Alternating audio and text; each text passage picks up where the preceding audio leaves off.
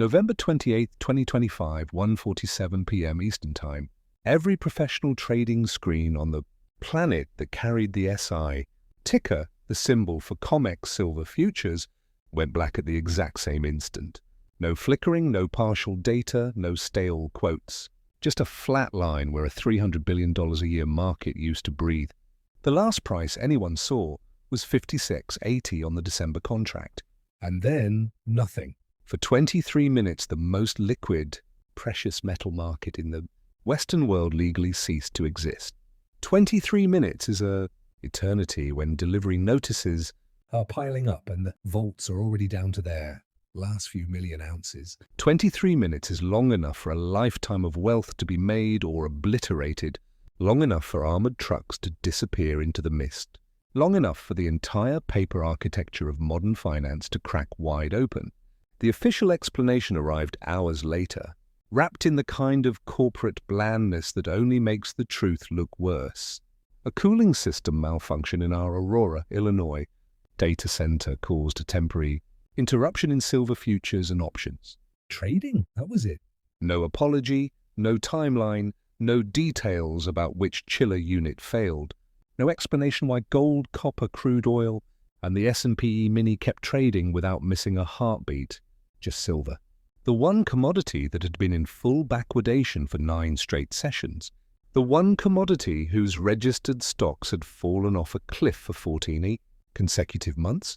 The one commodity that the solar industry, the defense industry, and half the central banks on Earth were quietly fighting over behind closed doors. A cooling failure.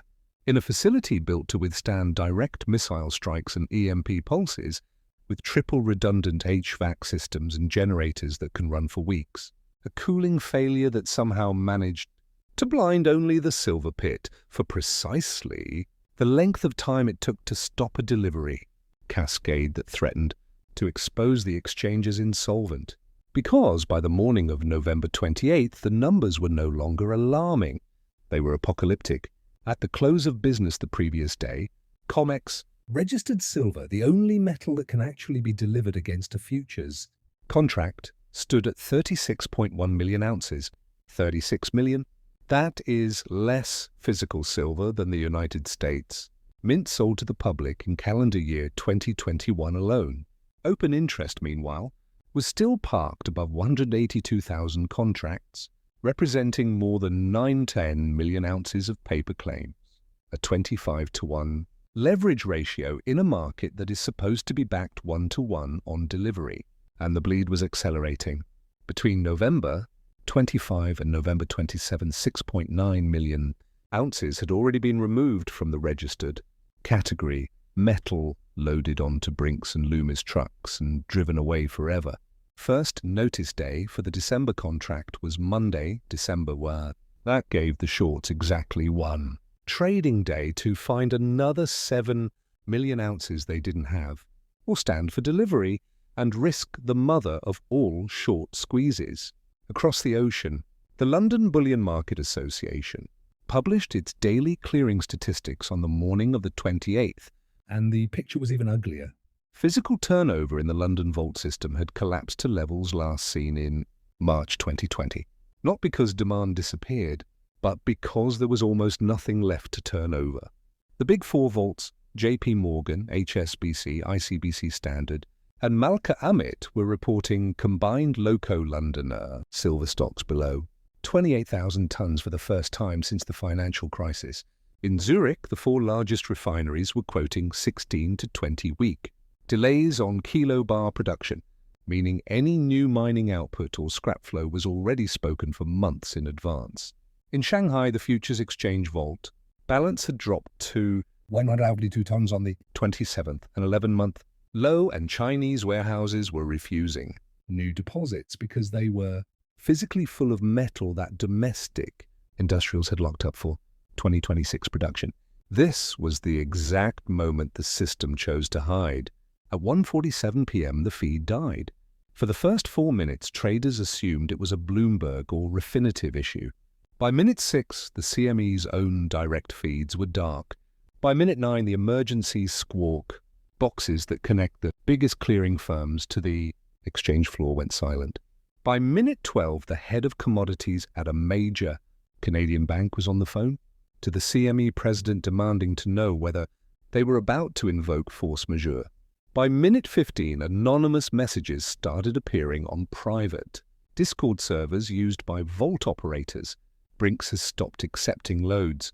Loomis at capacity, turning trucks away. Registered will be sub 30 by close. They have to buy time. At 1:59 p.m., a single message appeared that has since been screenshot 1,000 times. Kill the silver feed for 20 minutes. We're out of runway. When trading resumed at 2:10 p.m., the market didn't reopen, it detonated. The December contract gapped from 56.80 to 61.20 in the first 30 seconds of trading, a move of almost 8% in the blink of an eye. The spread between December and March inverted to minus $7.40, the deepest backwardation ever recorded in the modern era. Wholesale physical premiums in the dealer market blew out to $28 over spot on kilo bars, and even at that price the offers disappeared. One major Texas refinery posted a notice that evening. No generic 100 Oz bars available until further notice. All incoming orders limited to 5 bars per customer. Within 48 hours, the United States Mint announced it had exhausted its entire 2025 Silver Eagle allocation before the dies were even cut. The Royal Canadian Mint suspended new maple leaf orders until April. The Perth Mint in Australia quietly raised its minimum order size to 50,000 ounces and required wire payment upfront. But the most telling moment came on Monday, December 1st, first notice day. Normally, a sleepy affair where a few million ounces change hands and the world moves on. This time, the delivery notices came in at 11.4 million ounces in a single day, the largest first-day total since the Hunt brothers were still in the game. The shorts were forced to deliver metal they didn't have, and the only way they could do it was by paying premiums that never hit the tape, off-exchange deals at $88, 90, even 95 an ounce for immediate truckload delivery. Registered stocks collapsed below 30 million ounces by Tuesday night, and by Friday, December 5th, the number stood at 27.8 million and still falling. The COMEX was now officially in uncharted territory. This is what the end of a paper market looks like, not with a bang, but with a 23-minute blackout and a lie about air conditioning, because silver isn't gold. Gold sits in vaults and gathers dust. Silver gets used up and never comes back. Every gigawatt of solar installed in 2025 consumed 20 tons that can't be recycled economically. Every electric vehicle rolling off the line this year contains between 50 and 100 grams that will be buried in a landfill in 15 years. Every new 5G base station, every AI data center, every satellite, every missile guidance system, they all need silver right now. Not next quarter, but not next year. Global mine production peaked in 2016 at roughly 900 million ounces and has been declining ever since. Recycling covers less than 180 million ounces a year. Demand is now running at 1.2 billion ounces annually and climbing. Do the arithmetic. We are eating the seed corn. The COMEX was never meant to be the world's silver warehouse. It was meant to be a pricing mechanism where 95% of participants settled in cash and physical delivery was the rare exception. But the rules changed when industrials stopped trusting forward pricing and started pulling metal out of the system as fast as they could. The rules changed when retail investors, burned by 2008-2020 and the everything bubble, decided that owning a promise was no longer good enough. The rules changed when nation-states quietly decided that strategic silver reserves were the new oil. What happened on November 28 was the moment the exchange admitted, without saying a word, that the game was over. They could raise margins and crush the speculators, like they did to the Hunt brothers in 1980. But this time, the longs aren't Texas oil billionaires with leveraged positions. This time, the longs are solar manufacturers in Guangdong who need the metal to fulfill government contracts, defense contractors in Virginia who can't build F-35s without it, central banks in Warsaw and Ankara who are buying by the container load off exchange. You can't margin call an entire industrial civilization. The next halt won't be 23 minutes.